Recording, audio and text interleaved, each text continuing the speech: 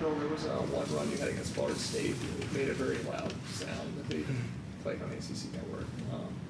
What does it actually feel like as a running back when you hit somebody that hard? Sometimes it's give or take. I mean, that particular hit, I actually didn't know it made that loud of a sound until I watched the video over and the film, but it just depends, honestly. Every hit's different, but that one, for me personally, I didn't know it was that hard until I actually watched it. But, yeah, it was cool. It was a good feeling for sure. Just the game in general, I mean, to be able to get 154 yards and kind of get some momentum going on the ground, and how did that feel for you and you think for the offense in general, to be able to get that going? It felt great, just being able to be versatile in, our offensive game plan, run the ball, pass the ball. One thing I just thought we could have done better is finishing in the red zone. Definitely would like to see that more, but overall I felt like we had a great game. We stayed on top, and for the most part there was no, chance of them, coming back on us. I felt like we held our own the whole game. Eagles season high in carries and rushing yards for you. Was that kind of the game plan going in to kind of get you going against Florida State? Yeah, it was. Coach Sweeney emphasized just running the ball in general, and I was just ready. It's the most carries I had this season, but it didn't feel that way until like the last drive. We ran like a lot of run plays in a row, so in my head I didn't really, run too much. So for the most part, I felt like it was a good amount of carries. And I think Tristan Lee yesterday said you kind of, whatever, like good or bad, you come up to the offensive line, kind of thank them for like they're blocking good or bad. What is your relationship with the offensive line when it comes to when you get big games and maybe not get as much big games? I give credit to them every single time, for everything that I do in the running game, and every opportunity I get to encourage them, even when things don't go our way. I would like to encourage them, give them, confidence, and just keep going on with the game plan, because in football there's highs and lows, so you just got to continue to go out there and give it your all. And Tristan Lee is your roommate, right? Yeah. What's that relationship like between you and him rooming with each other? It's really cool. I mean, just getting to hang out with him off the football field, just seeing who he is as a person, who he's the same every day, day in and day out. So that's been awesome, just to be with him and the other guys at our place and just build that relationship. I think we were talking. I asked Tristan yesterday about the thing he does pre-game, where he kind of like raises his arms up and down, he's yelling and stuff. Mm-hmm.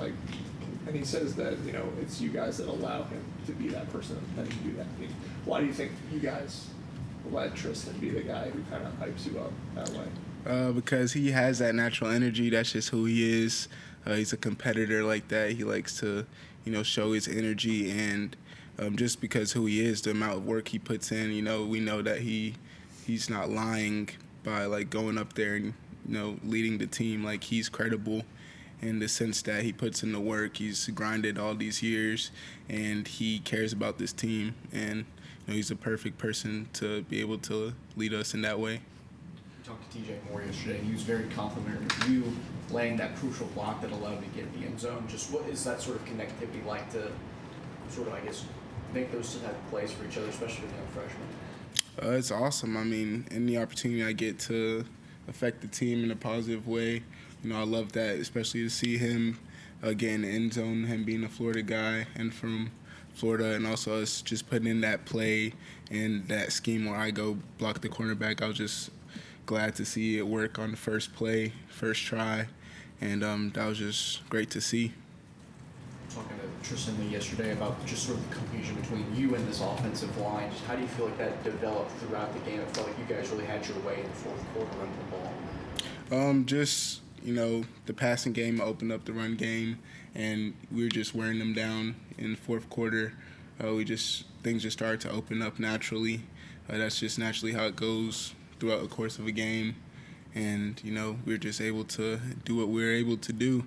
And me getting that long run you saw in, I guess some of you guys saw the picture, but, the lane was wide open, and I just had to do my job and get as many yards as I could. talked to some other guys about how helpful the tablets have been on the sidelines. Can you remember like a specific instance where you saw something on the sideline that contributed to a big play? Contributed to a big play. Yeah, I would say, and for example, when we played Stanford, we were seeing the way that they're playing our guard tackle pool, and they would bring one linebacker down and the other one would wrap around to replace him. So we saw that on film, and we were able to get a big gain out of that because I was able to see the one linebacker could overrun me, so I was able to cut inside of him. So those were like the little details. Those are examples of little details we could see on the iPads. It translated to the game. Were you a multi-sport athlete growing up? Yeah, I played a little bit of basketball, ran a little track. Was that through high school? Not through high school. I played basketball middle school, and I ran track in high school, yeah. How do those kind of help you? Like, how have you seen that help you in your football game, just growing up playing different sports? Just being able to compete, develop different relationships, and really just competition, just being able to go out there, have fun with your friends, and, you're all in it together, so it makes you go harder for them and what makes you want to go, work harder for them. So I would say that aspect, and especially with track, just me working on my speed, my running form, and just the discipline. I used to hate it, honestly. It used to be tough just running every day. For the cool down, we have to do 2 laps. Like, I used to be the worst part, running 2 laps for the cool down. But, it paid off, I feel like, so I'm grateful for it. So you talk about the one regret from last weekend is just not finishing in the red zone. Like, when you guys look back as an offense, what are some of the things you feel like you can clean up to finish better in those situations? Just the details, just getting our eyes in the right places. I know me personally, I had a close one where I could have gotten the end zone. Maybe if I would have made a cut a bit earlier, just that feeling and knowing, you got to finish in the red zone. That's been a big emphasis all off season, so we just would love to do that.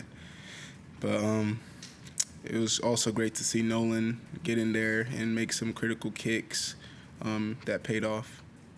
What are some of those film sessions like, I guess, when things don't go as well as you want to in the red zone for you guys? So what are those film sessions like?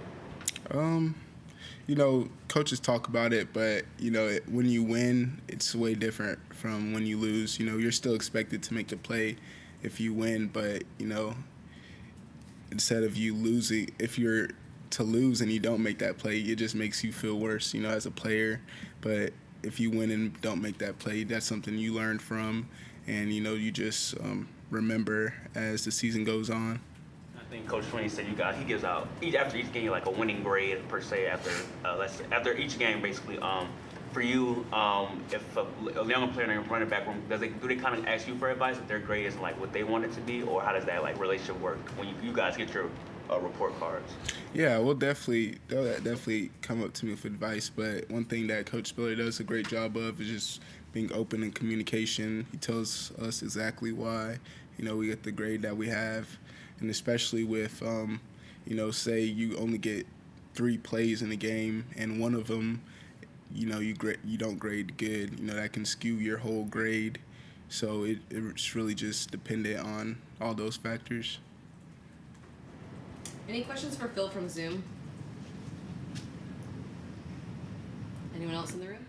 If you had to give one piece of advice to somebody early on in their high school career, what would be something specific that they should work on to get to where you are now? I would say discipline, just the whole aspect of discipline in your life, in terms of working out, in terms of, just staying focused on the task at hand and not getting distracted by, outside things. I would say that's the biggest thing. Just focus on the goal that you want and focus on that each and every day, and there's a great chance, great possibility that you'll achieve it.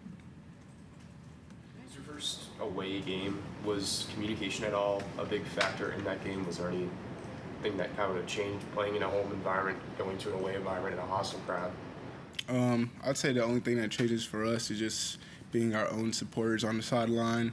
everyone in there, most people are against us, so we got to be able to hype each other up on the sideline. And we try to do a good job all week playing crowd noise. We played FSU's chant all week just to get ready for that crowd noise. So when you're in the game, honestly, for me at this point, this fourth year, I don't really notice a difference. I'm pretty locked in the game and try not to let outside stuff affect me. Any other questions? Thanks, Phil. Thank you.